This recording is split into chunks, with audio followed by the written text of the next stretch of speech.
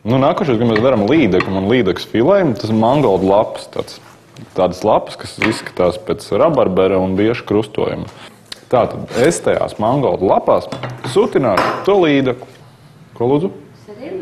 Tas ir pakčojs. Nu jā, nu tā pati dzimta. Tu iepazīstināt ar mangoldu? Sveic, pakčojs. Nu es taču nezinu tos latviskos vārdus. Šis ir korejietis. Korejietis. Šis ķīniešu labākais draugs, korejietis. Labi, priekš filmēšana pats vēlreiz, kas tas otrs? Nu arī tas ir pakčojs. Viņi ļoti labi čatnijā. Čatnijā vai arī bujabēzē. Labi, viss nopietni. Ja viņi caur šinoā laiž, tad viņš diezgan labi sadā. Labi, pats vēlreiz. Šinoā ir caurdurs speciāls.